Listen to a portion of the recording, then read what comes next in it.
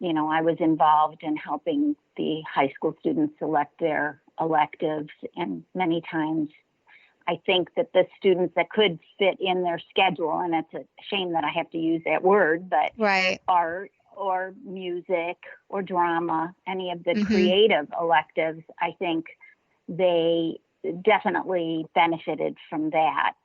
No matter who they were, they found a niche, just as we do with our friendships that we're making in art. They also made their friendships in some of our high schools are very large down here in South Florida, so they do need to have a group to identify with, and it could be the AP Art Portfolio class, or it could be the jazz band, but it was definitely a good thing for our students. Yeah. So taking these art classes, you stepped out of your comfort zone and decided to take art and create art. Have you had any reactions from family members about your art pursuit? Kathy, can we start with you? I was pleasantly surprised to see that I had very positive reactions from my family. Initially, I had some difficulties wanting to share my art. And then when I did, the response from my husband, my children, my siblings, it was just so positive that it made me want to really continue.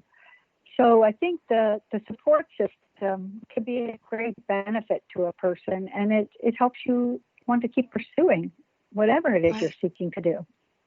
And Laurie? It was the same for me. I was very lucky in that regard. I think that people in my family are, not only are they positive about it, but they're curious about it. And they want to know, well, what are you working on now? And what did you do? And my stepson who lives in Orlando wanted me to send a picture of something that I was working on. My husband wants to know what I'm doing. Even my sister-in-law, she said, I'll buy that painting, Laurie. That's really great.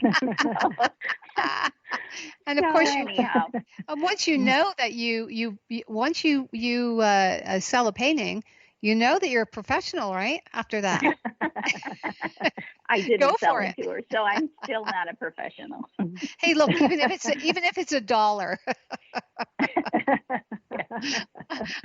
And so that's quite interesting that you found that the support system goes not only with each other, with your peers in your art class, but also the support continues into family, which is really interesting.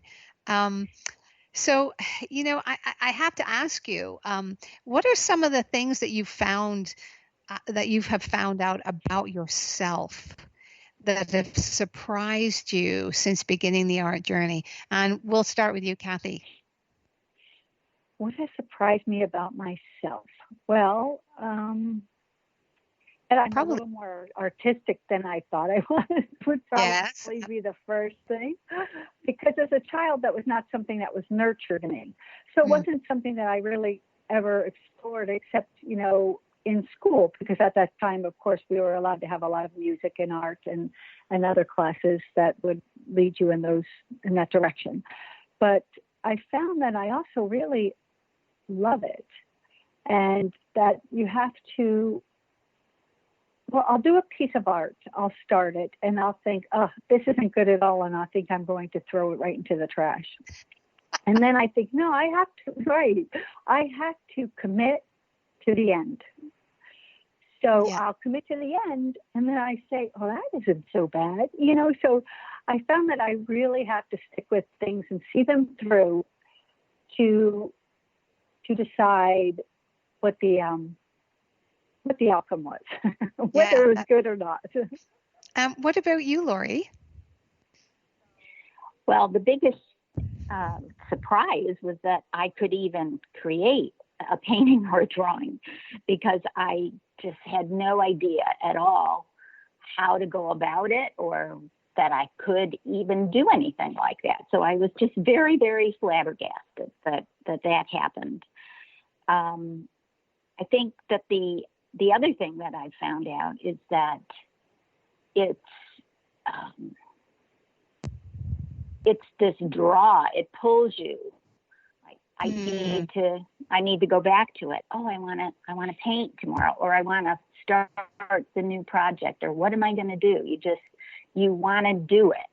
Mm-hmm. And for me, I want to do it and continue to do it. So that was the second surprise.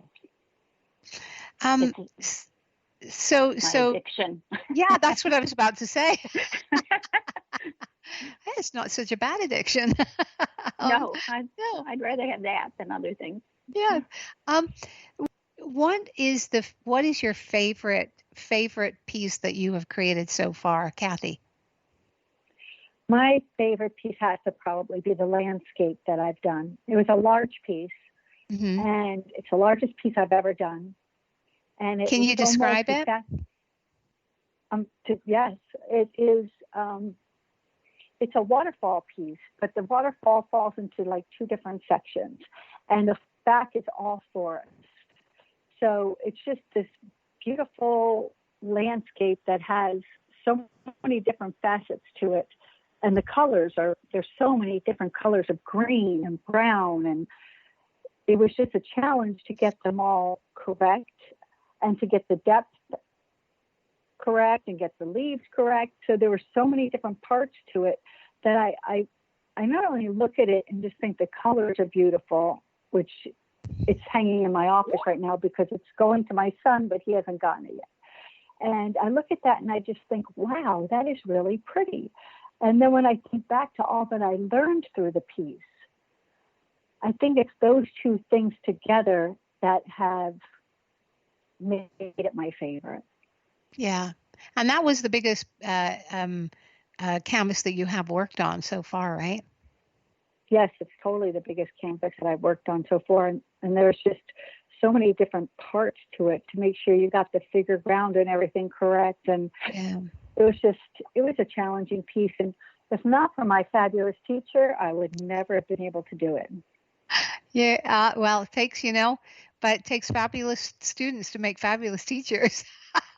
So there you go. Laurie, what about you? What was your favorite piece that you've worked on so far? I think my favorite piece was the portrait of my granddaughter. Not that I feel is the prettiest piece that I've done or the best, but simply because it's her when she was a little girl, and the love between a grandmother and a granddaughter. And it was hard, the skill and the technique that you needed to have, and I'm still learning that. And I'll be ready to try another one someday. Coming along. Well, it really turned out really well, though, didn't it? It did, and I think she really likes it, and I know my daughter really likes it. It was something special, a gift. So not only is it the art part of it, it was a gift to me and a gift to those that I love. So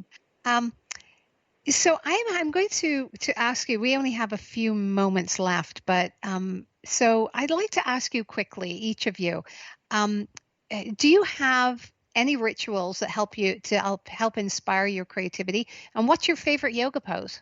So if you can be very quick about telling me that.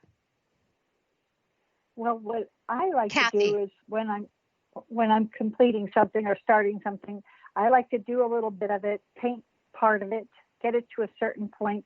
I leave it in my workroom in the house, and I leave it on the easel, and I'll walk by it repeatedly so that I can look at it and see what I may want to change, what I really like about it, and then I'm ready to move on to the next. And I also don't really like other people looking at it until I feel like it's the right time. Right.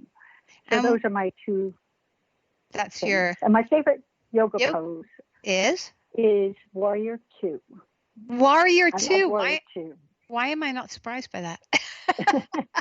And Laurie, quickly, can you tell us which rituals do you have, and what's your favorite yoga pose?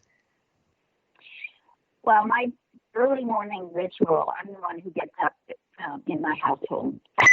And of course, I make my coffee, and then I go right outside. I just go out the back door and see what's going on outside. Just feels good to be outside. But now what I've added to that is not every day, but quite a few mornings, I'll go into the office, the middle bedroom where I have some of my work, and I'll just take a look at them and kind of visit them and see with fresh eyes what they look like and see what I want to do next. And what's my your favorite pose is downward facing dog, because it's the best stretch of your entire body.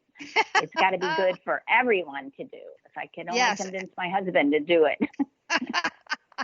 I'm sorry, we have run out of time. I would love to talk more, but we'll invite you back again, and we're going to talk about specific pieces that you've created.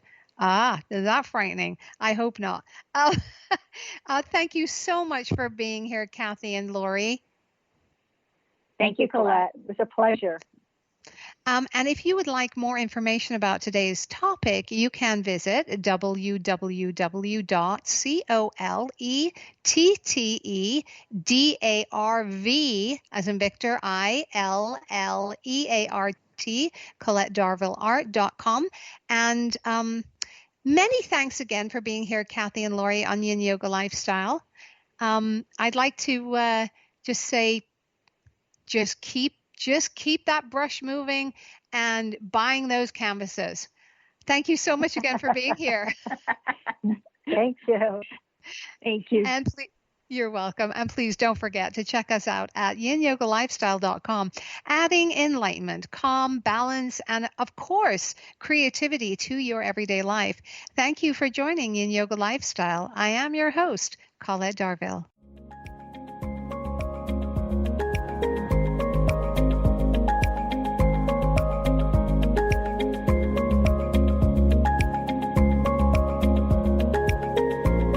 Join us next time to continue our journey of balancing into a state of perfect harmony.